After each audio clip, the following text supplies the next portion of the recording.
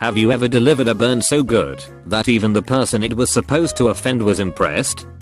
My sister was trying on really big and tacky high heels as a joke back in middle school. Mom, take those shoes off. You look like a cheap hooker. Sister, yeah, well it is take your kid to work day tomorrow. It actually was take your kid to work day the next day. But just the fact she didn't hesitate to call our mom a hooker was great. My mom didn't even get mad. She just laughed. 5 years ago my son was born. My parents were visiting us when the doctor came in to check up on him before his circumcision. She opened his diaper and said, "Wow, I have a lot to work with here." Being a wisecracker, I said, "That's hereditary." To which my dad chimed in, "Yeah, but it skips a generation." Well done, Dad. Getting ready for baseball practice. Just hanging out, stretching, warming up. My catching partner pipes up. Tim, "Hey Oliver, get laid recently?" Me, "Yeah, man. Had a pretty great 3-way with your sister and your mom." Tim, "I don't have a sister, Dumbus." Me, "Give it 9 months." The whole pitching staff laughs their asses off, and he just shakes his head and mutters, "You dumb motherfucker." Me, "You have no idea."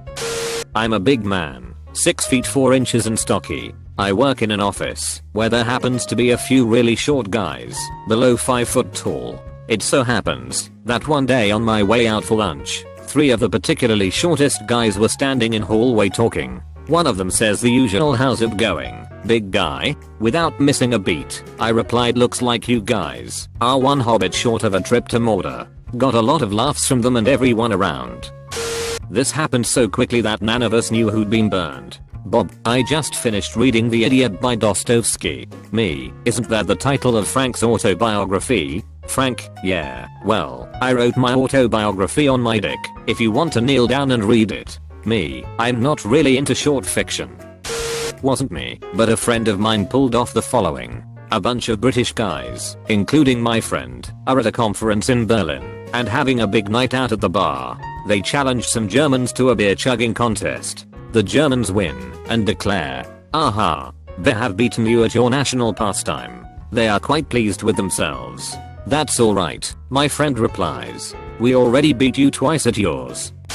I will preface this by saying our house is almost all carpet with only a small area in the kitchen that is a hard floor. Therefore when our broom broke we have been just either vacuuming or wiping up things by hand in there. Mostly out of laziness to buy a new broom. Well, my mother-in-law came by one day to watch the little ones and noticed we didn't have a broom, so she decided she was going to buy us one.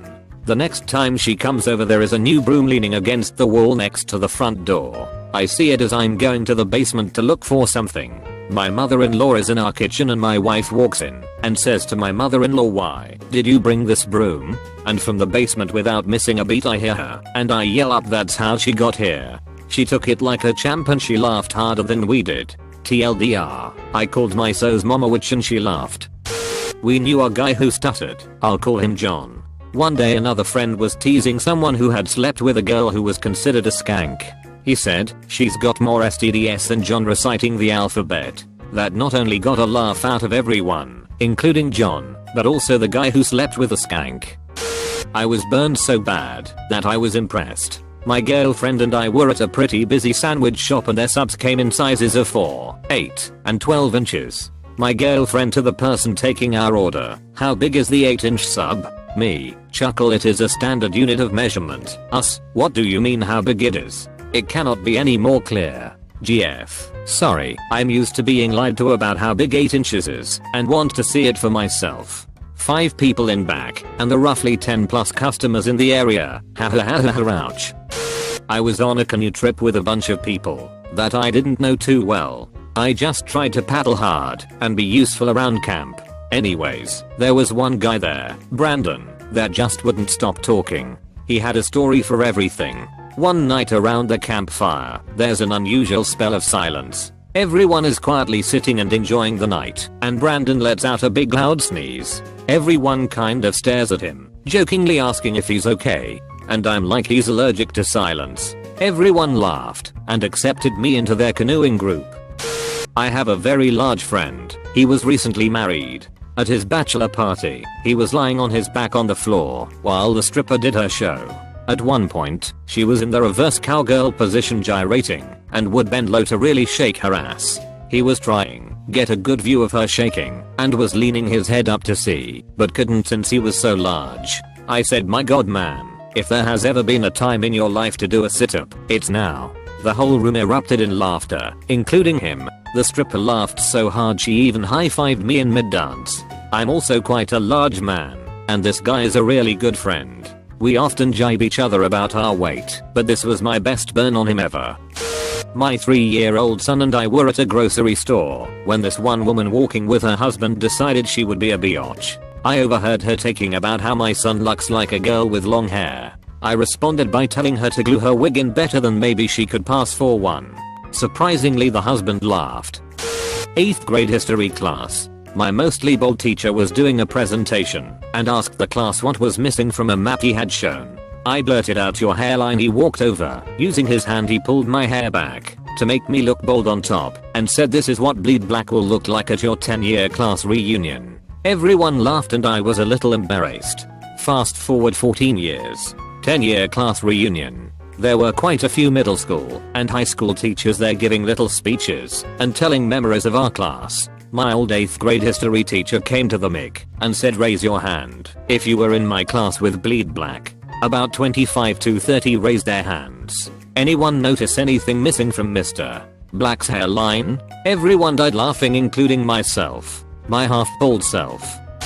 This is my all-time best burn story, and the best part is that it was my dad that delivered the punch. Here goes. First, some background. My family is from South Carolina. My dad was an anesthesiologist, and we were on vacation in Mac. We were walking through Times Square and got a few of those handout/pamphlet things about the improv comedy clubs in the area. We decided to try one out that was nearby while we had a few hours to kill before a show.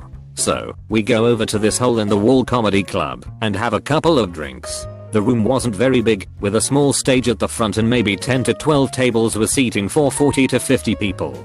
There might have been 25 or so people on this night, with a large group of sailors that I assume were on leave. So, this last comedian comes onto the stage and is really bombing. Nobody is really laughing, and the guy is just resorting to worse material and calling out people in the audience to get some laughs. My dad thought this was pretty funny, so he's laughing the whole time and is literally the only person in the room laughing. It was a little awkward, but he has a funny sense of humor, so we weren't surprised. Well, it didn't take long for the comedian to notice he was the only one laughing and direct his attention at my dad.